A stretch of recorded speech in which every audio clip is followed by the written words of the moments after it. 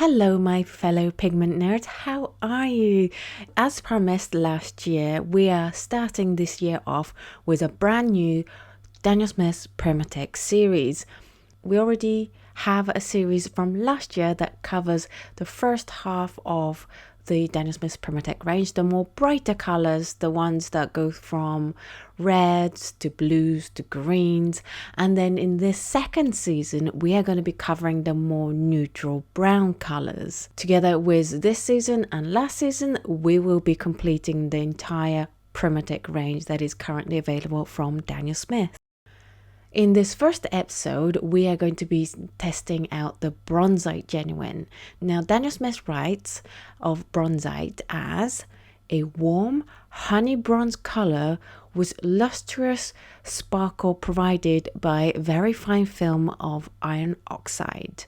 The fibrous, fairly fragile bronzite stone from Brazil is occasionally used in jewelry, but excels as a watercolor pigment.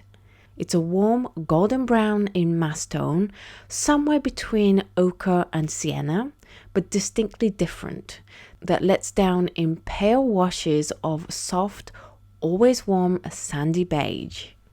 In a wash on cold press or rough paper, the brown settles out of this intriguing special effect color. Genuine Bronzite is a series 3 color.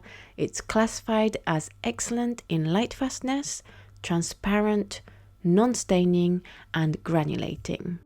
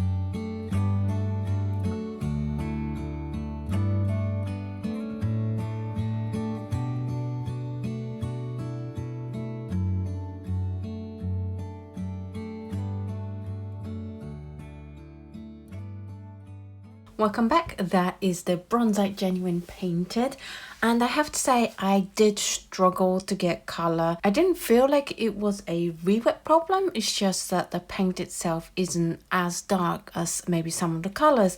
And when you look at the sample that I painted from wet, straight out the tube, then you can see that you can get a little bit more color out than from once it's been dried. However, it's not that much more saturation than you can get, so this is definitely a pale color. There is a subtle amount of sparkle. There's definitely a sparkle, but it's quite subtle because I think these sparkles are quite silvery, and therefore you need a dark background for the sparkles to really show. I can see glints of it in places, but the color itself isn't saturated and isn't dark enough to really show it off. So it's a great color to use if you do want a little bit of sparkle, but you want it nice and subtle. In terms of gradation, it gradates beautifully as most Primatek colours do. You don't get a cauliflowering issue there at all. In terms of hue, let's compare it to other Primatek colours. These are other Primatek colours that are coming up. And the closest we have in hue is the Yavapai Genuine, especially once you fade it out in water. That's the Yavapai. It becomes pretty similar. Yavapai is a little bit more red though. And then we go on to the other half of the Primatek range that we're going to be covering. Again, the Tiger's Eye Genuine is a little bit closer to it, but it's definitely more yellow. Other Daniel Smith colours, I think maybe the Gauze is quite similar, but Gauze is a little bit more yellow. And then some more Daniel Smith. I don't think any of these colours are similar. Then we have Holbein. None of those are similar. The bronzite is heavily granulating, and Holbein's browns don't tend to granulate at all. So the only thing you get close to is the hue, and I kind of feel the Van Dyke brown may be the closest, but you need a little bit more red than the Van Dyke brown to get close in hue. Then we go on to Schminke. I think the maroon brown might be the closest match out of the browns I have for Schminke. Yeah. Maroon brown, especially when it's paled out. Let's bring it down here. However, the maroon brown is a lot more red, like orangey hue, than the Bronzite Genuine is. So I would say if you're very particular about hues, then yes, the Bronzite Genuine is a unique hue. However, you do get several colors that are quite similar that are so much cheaper. Normally, browns tend to be in the series 1, which is a lot cheaper than the series 3 that the Bronzite Genuine is.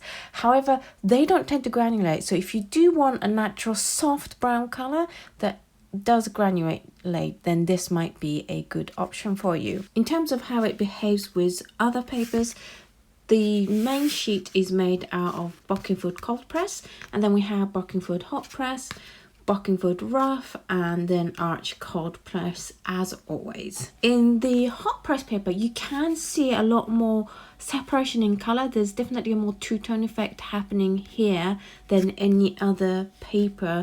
You can see some dark, more muted, more neutralized colors, and then you get the patches that are more red. On all three papers, they do gradate beautifully. You get some really nice textures happening in the rough. But again, because the color is so pale, you don't really notice any sparkles happening in there. In terms of opacity, lifting and glazing, don't know if you can see this, but you can definitely see the sparkle more on the black stripe than anywhere else. So there's definitely sparkle in there, but it's a very, very subtle one. It might, however, be good as a glaze on top of a much more saturated color. Lifting wise, it's classified as non-staining, and I would agree with that. That's close to white. Glazing, because this is a granulating color and it's easy to lift, you don't get as neat layers as you would say with a non-granulating heavily staining color. However, I was actually quite impressed with this. You can see the layers clearly on the edges here, and then maybe slightly more blurred on the edges that were wet. In terms of gauzing, it gauzes really well, most granulating colors. In fact, I don't think I know of a granulating color that I've tested so far in this channel that doesn't gauze well with it. Let's look at salt. It didn't really do much, the salt. You will see later on in the series other colors that react a lot more to salt. So if you are into your salt, then maybe this isn't the color to bother salting with. And then new to this series, instead of putting a wash of color and then dropping water, I thought it might be more fun to put a layer of water and then drop the colors in, because you guys are always interested in the dispersion. And this paint, I have to say, disperses really well. It's beautiful. You'll see later on episodes, there are colors that do not disperse as prettily as this. It makes for a really, really nice subtle effect. In terms of mixing colors, as always in this series, what we do is we take that main color and mix it with the 12 colors around the color wheel palette. And if you're wondering how I chose this, it's just based on the color wheel palette. It gives us the best spread of color mixing possible. So let's have a look how the Bronzite Genuine has mixed with these 12 colors. And because the Bronzite Genuine is such a pale color, I did have to reduce the amount of other colors I add to it. Otherwise, if I did it at full strength of, say, the Sailor Blue, then you just wouldn't see much happening with the Bronzite. You'll just see this blue with maybe a slight bit of granulation. So I did have to reduce the amount of color I added to the Bronzite, but it does create a lovely soft palette. However, I think this color is too pale to be practical as a mixing color. You only get to use a little bit of color to add to the Bronzite. The prettiest one, I think, is the Phthalo Blue and the Phthalo Turquoise, where you get this contrasting color of granulation with the flat background of the phthalo colors. So that was the Bronzite Genuine from Daniel Smith. What did you think of this color? Do you think it's worth the price? Do you think it's a little bit too pale or just perfect for what you are looking for? Do let me know in the comments down below. As for me, what do I think of Bronzite Genuine?